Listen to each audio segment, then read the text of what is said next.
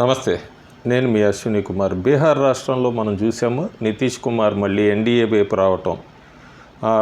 ఎన్డీఏలోకి వచ్చాక కూడా అసెంబ్లీ ఎన్నికలు ఇప్పటికిప్పుడు జరిగితే కనుక ఏ పార్టీ ఎన్ని సీట్లు గెలుచుకుంటుంది ఇవన్నీ అనేది ఒక చిన్న శాంపిల్ సర్వే ఒకటి వచ్చింది. అది వీక్షకులకు షేర్ చేద్దామని. అయితే ఇంతకుముందే నేను లోక్సభకు సంబంధించి బీహార్లో ఏ పార్టీ ఎన్ని స్థానాలు గెలుచుకుంటుంది అన్నది ఒక ప్రిడిక్షన్ ఒకటి ఇచ్చాను.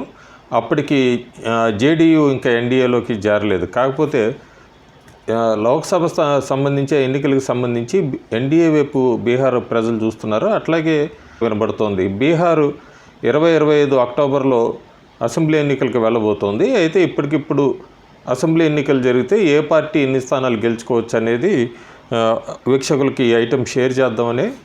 ప్రస్తుతానికి అది ఒక చిన్న శాంపుల్ సర్వేనే. చిన్న శాంపుల్ సర్వేలో ఏ పార్టీ ఓట్ షేర్ ప్రొజెక్షన్ ప్రకారం చూసుకుంటే బీజేపీకి 21% ఉంది, +2% ఉంది. జేడీయూకి 19% ఓట్ షేరు, 2020 కన్నా కూడా 4% పెరుగుతుంది. ఎల్జేపీకి 4%, ఆర్ఎల్జేడీకి 1%, హెచ్ఏఎంఎస్కి 1%. మొత్తం ఎన్డీఏకి బీహార్ అసెంబ్లీ ఎన్నికలకు సంబంధించి 46% ఓట్ షేర్ ప్రొజెక్షన్ ఉండబోతోంది. ఇక ఇండియా అలయన్స్కి ఆర్జేడీ 22%, కాంగ్రెస్కి 7%, లెఫ్ట్కి 6%, ఇండియా అలయన్స్కి వచ్చి 35% ఓట్ షేర్ ఉండబోతోంది.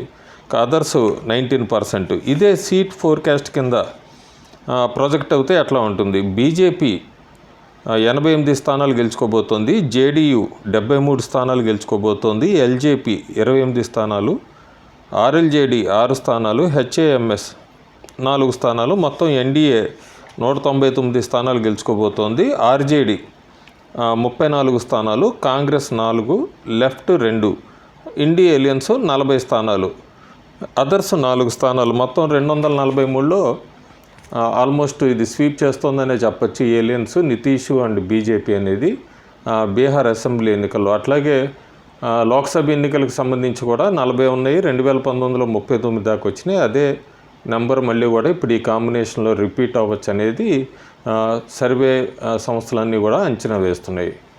Thank you.